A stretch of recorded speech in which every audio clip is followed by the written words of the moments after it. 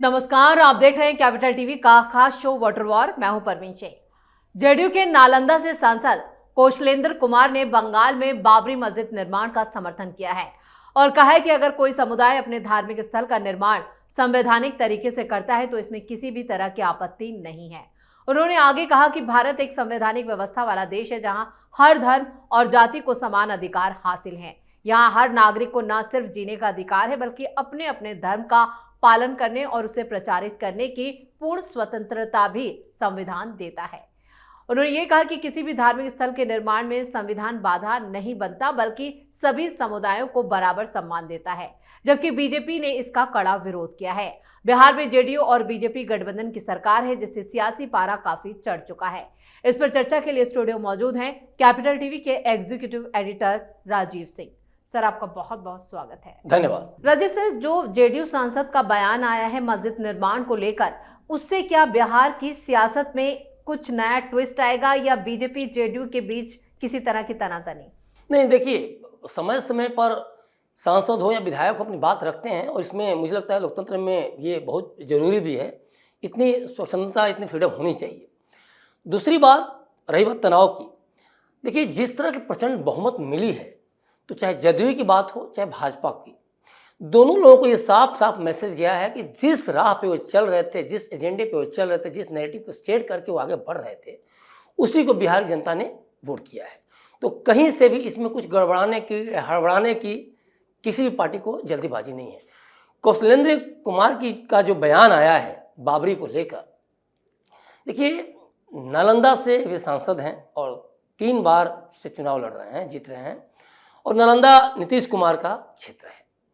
तो कौशलेंद्र कुमार का वहाँ नीतीश कुमार की तुलना में देखा जाए तो कुछ भी ऐसा एक व्यक्तित्व या फिर कहा जाए कि पैठ ऐसा नहीं है। तो वैसे भी उनके बयान, उनके कोई भी कारनामे हो, कुछ भी हो, वो ढक जाएंगे, क्योंकि हम लोग भी नालंदा वगैरह घूमे, काफ़ी देखा कि किस हद तक नीतीश कुमार के प्रति लोगों की दीवानगी है, पहली बात। और ये दीवानगी सिर्फ और सिर्फ विकास को लेकर है। जो उन्होंने काम किया है, चाहे सड़कों की बात करें, स्वास्थ्य की बात करें या फिर अन्य इंफ्रास्ट्रक्चर की बात करें, नीतीश कुमार ने गजब काम किया वहाँ। तो वहाँ जाति, धर्म, ये सब कुछ गौड़ हो जाता है। कौशलेंद्र कुमार ने ये क्यों बोला, ये ज़्यादा बेहतर बता सकते हैं। लेकिन समटाइम क्या होता है कि जैसे बंगाल में ये सब चीज़ चल रहा है, उत्तर प्रदेश से भी कुछ लोग बयानबाजी कर रहे हैं, तो ये बयानबाजी एक कहा जाए तो बस है ना कि एक आया होगा फितूर, वो उन्होंने कर दिया। लेकिन ऐसा कुछ नहीं है कि बिहार में बाबरी का निर्माण हो रहा है। देखिए, मस्जिद बनाई है, इसमें कोई दिक्कत नहीं है। पूरे भारतवर्ष में मस्जिदें हैं और मस्जिदें बनती हैं, लेकिन बाबर कौन है और बाबर के नाम पर बाबरी मस्जिद की बात करना ये गलत है। बीजेपी ने इसका विरोध भी किया है और नीतीश कुमार को भी कभी ये अच्छा नहीं लगेगा। तो कहीं ना कहीं आपस में बैठ के वो कि भाई इस तरह की बयानबाजी मत कीजिए। खासतौर पर देखिए, इस समय और भी है क्या कि जो अभी एनडीए सरकार काम कर रही है बिहार में, वो उसका काम पहली बार अगर देखा जाए 20 साल से नीतीश कुमार भी हैं, लेकिन इस बार की जो एनडीए सरकार है वो पहली बार काम को नोटिस किया जा रहा है। चाहे फास्ट ट्रैक कोर्ट की बात हो, चाहे एनकाउंटर की बात हो, चाहे बुलडोजर एक्शन की बात हो, हर चीज़ एक नज़ीर पेश की जा रही है। एसएसपी से लेके दरोगा से लेके एसएसपी तक भी अरेस्ट हो सकते हैं। अब ऐसे प्रधान भी कहीं ना कहीं कर दिए गए हैं। तो चीज़ें, डिपार्टमेंट्स बन रहे हैं, मंत्रालय 3-3 4-4 एक अलग नए क्रिएट किए जा रहे हैं, ताकि जो आपने घोषणाएँ की हैं, जो 1 करोड़ रोजगार की बात की है, उसको अमलीजामा पहनाया जाए। ग्रीनफील्ड की बात की गई है, फैक्ट्रियां लग रही हैं। कुछ आज बक्सर नीतीश कुमार गए हैं इसी का मुआयना करने की, कैसे काम चलेगा, कैसे काम आगे बढ़ेगा। तो पूरी तरह से देखा जाए तो नीतीश सरकार, एनडीए सरकार सिर्फ और सिर्फ काम में जुटी हुई है। और देखिए, एक बात और भी है, जिस तरह से अगले साल कुछ ही महीने बाकी रह गए हैं, बंगाल में चुनाव होने हैं, इसके बाद 2027 में उत्तर प्रदेश में चुनाव होने हैं, फिर असम में, तमिलनाडु में, केरला में, पुदुचेरी में, तो इन सारी जगहों पर चुनाव होने हैं। और बिहार का मैंडेट ये बता रहा है कि ये मैंडेट अचानक नहीं आया है। ये मैंडेट आया है महाराष्ट्र से, ये मैंडेट आया है हरियाणा से, ये मैंडेट आया है एमपी से, छत्तीसगढ़ से, राजस्थान से, दिल्ली से। बिल्कुल सही कह रही हैं आप। तो ये सारे जो राज्यों में जिस तरह से बीजेपी का एक भगवा झंडा लहराया, और उसके बाद फिर बिहार में भी नहीं, शासन तो अच्छा चल रहा है, सरकार अच्छा काम कर रही है, कहीं कोई घोटाला नहीं, कहीं कोई दाग नहीं। तो ये कहीं कोई जाति नहीं, कोई धर्म नहीं, इस तरह की बातें नहीं। सबका साथ सबका विकास अगर ये नारे दे रहे हैं तो ये काम कर भी रहे हैं, और यहीं से बिहार की जीत भी सुनिश्चित हुई। और यहीं राजीव से सर, आपने बंगाल का जिक्र किया, मुद्दा भी बंगाल से ही जुड़ा है। बंगाल के मुर्शिदाबाद में ही हुमायूं कबीर ने उसकी नींव रखी है, जिससे सियासी पारा लगातार गर्माता जा रहा है। लेकिन क्या जब वंदे मातरम और संविधान की बात हो रही है, वंदे मातरम पर भी कहें कि विपक्ष घिरा हुआ नजर आ रहा है, उस बीच अचानक से बाबरी मस्जिद वाला जो ये पूरा मुद्दा उठकर आया है, उससे विपक्ष की दिक्कतें ज्यादा बढ़ेंगी या सत्ता पक्ष हावी हो रहा है? देखिए, विपक्ष तो कहा जाए तो नंगा हो गया, इसमें कोई दो राय नहीं है। आप देखिए, संसद में जो वंदे मातरम की 150वीं वर्षगांठ पर जो चर्चा चल रही है, क्या बुराई है? लोग ऐसे ही ऐसे विपक्ष के लोग बात कर रहे हैं, राहुल गांधी गायब हो जा रहे हैं, प्रियंका गांधी क्या बोल जा रहे हैं उनको पता नहीं। देखिए, वंदे मातरम पर चर्चा हो रही है और चर्चा होती रहेगी, इसमें बुराई क्या है? इसके प्रति अगर समर्पण है, इसके प्रति भावना है, आज भी है, कल भी है, कल भी रहेगी, इसमें क्या बुराई है? क्यों विरोध हो रहा है? आपको वंदे मातरम पर चर्चा हो रही है, अगर एक दिन दिया जा रहा है तो क्या दिक्कत है? 10 घंटे चर्चा कर ले तो अपने कौन सा वो कर दे, राष्ट्रगीत है। तो एक तो ये है कि जो मुस्लिम वोटों को लेकर, चाहे बाबरी की बात आपने की वो है, चाहे वंदे मातरम चर्चा की बात है, क्या सपा के मौलाना सांसद भारत माता की जय बोलेंगे, वंदे मातरम की जय बोलेंगे? वंदे मातरम नहीं पढ़ेंगे वो, कांग्रेस सांसद मौलाना सांसद नहीं पढ़ेंगे। तो ये कहीं ना कहीं देखा जाए तो ये पूरा का पूरा विपक्ष घिर रहा है, इसमें कोई दो राय नहीं है। और यही बाबरी मस्जिद को लेकर भी हो रहा है। हुमायूं कबीर जो तृणमूल का विधायक था, बाद में दिखावा के लिए भले ममता बनर्जी ने पार्टी से निकाल दिया, तो उसने क्या किया? बाबरी का जाके सिला रख रहा है, नींव रख रहा है। बाबरी कौन है? बाबर क्यों है? और सुप्रीम कोर्ट ने सब कुछ पटाक्षेप कर दिया है, राम मंदिर अयोध्या में बन चुका है, तो बाबरी का नाम क्यों आ रहा है? तो ये देखिए पूरी पूरी जो राजनीति है। अब देखिए एक चीज ध्यान देने वाली बात है, चुनाव आयोग पर लगातार हमलावर रहा विपक्ष कि चुनाव आयोग धांधली करवा रहा है, SIR को लेकर लगातार हमलावर रहा, और बिहार की जीत ने बता दिया कि तुम लोगों की गप्पेबाजी नहीं चलने वाली है। अब बिहार को या किसी भी स्टेट की जनता को गुमराह नहीं किया सकता। खासतौर बिहार में जो प्रचंड जीत है जो NDA को मिली है, उससे ये साफ साफ मैसेज चला गया है। और जिस तरह से प्रचंड हार मिली विपक्ष को, तो ये मैसेज क्लियर हो गया। तो अब करें क्या?